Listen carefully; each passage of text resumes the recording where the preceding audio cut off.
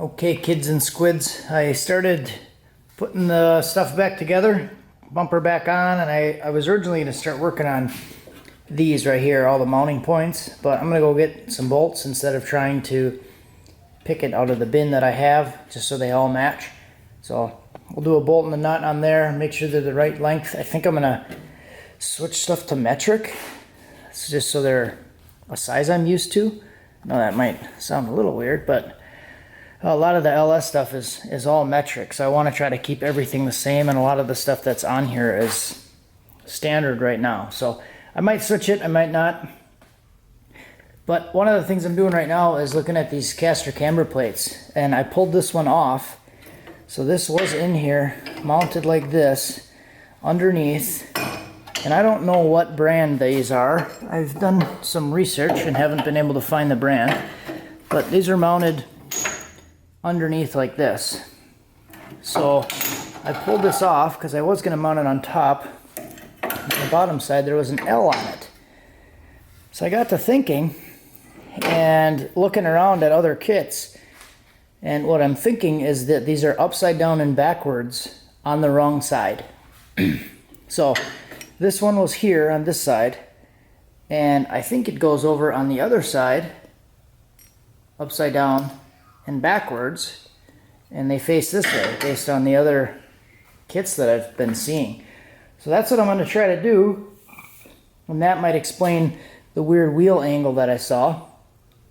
It's really going to pull the coil like up into the tower a little bit more, probably another 2 inches higher. So that should straighten that wheel out, and that would make perfect sense. So I'm going to try that. I didn't see any lettering on the other side. I'm going to pull that one out now and flip them in to see what they look like. And allow me to clarify if you guys are new and don't really understand what's happening with this car yet. So I just bought this car recently, bought it as a roller. A lot of the work was like part of the way done.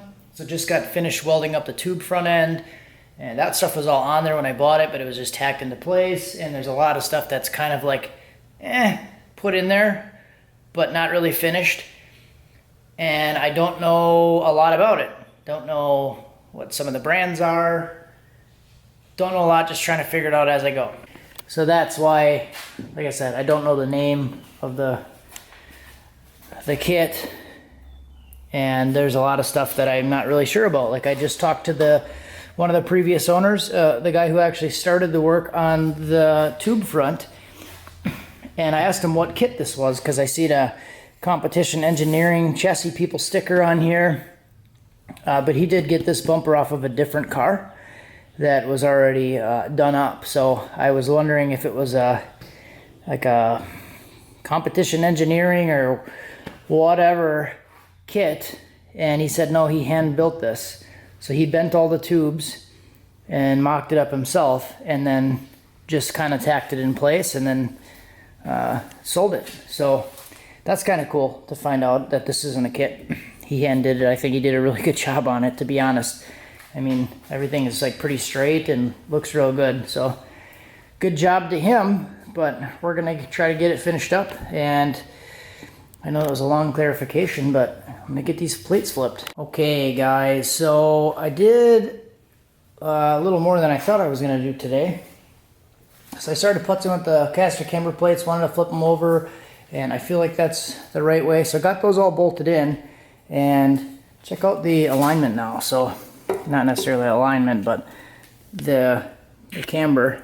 Check out the camber on the wheel now. I mean, I know this isn't like a professional method here. I'm using a pretty straight bar, bottom and top of the tire, and it's pretty level. Where before it was noticeably, I mean, you could see it visually, was poked out, leaning out on the top side. And the first time I did this, it was actually, on this side was about 1.5 inches, 1.25 inches out from the bottom. That's how far the top of the tire was poked out. So now you can see it's actually pretty straight. I mean, it's reasonable. And then the other side, you're just gonna have to believe me, because I have a fender on and I'm not gonna measure it, but just gonna have to trust me on this one, guys. So I did put the fender on and test fit it, and I want to kind of look at the ride height. and stuff. It's kind of low, but it does turn full lock, so we can do that. I do have the tie rods kind of loosely set up now, so it does turn full lock. Obviously, if I'm turning full lock and hitting a bump at 90 miles an hour, it might be a problem, but there's still plenty underneath here, and there's plenty when it's straight. So we'll straighten the wheel back out.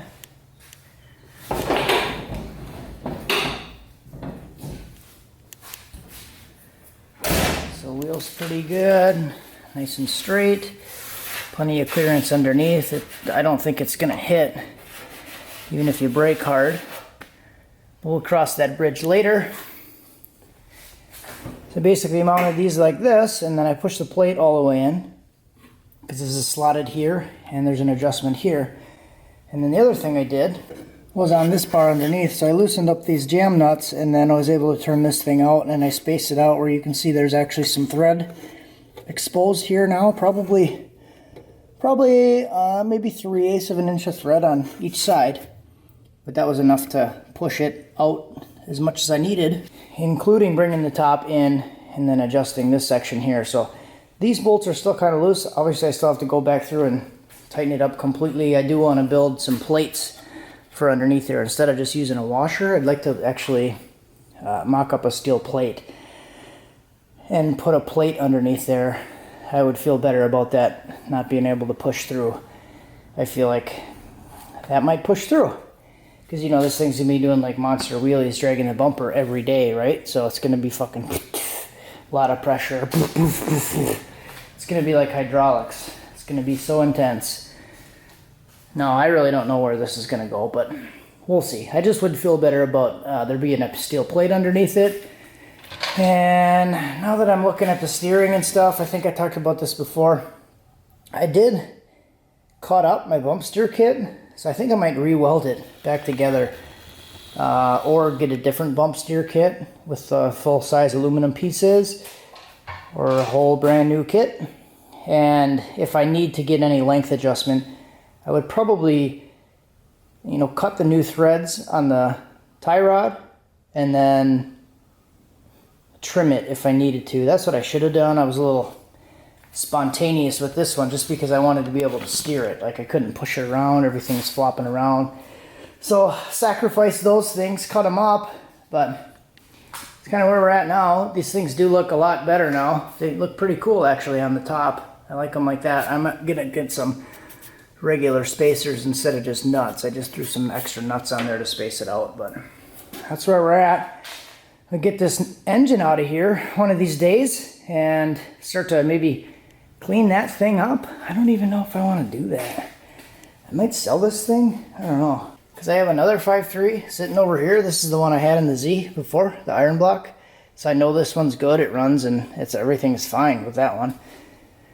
So I might use that one instead of this one and sell this one. Or keep this one as a spare. I don't really know. But I got to pull it out either way and get inside here and start to do some other things. So tomorrow I will continue to do the work on fitting the mounts for the fenders. That should be pretty quick work, honestly.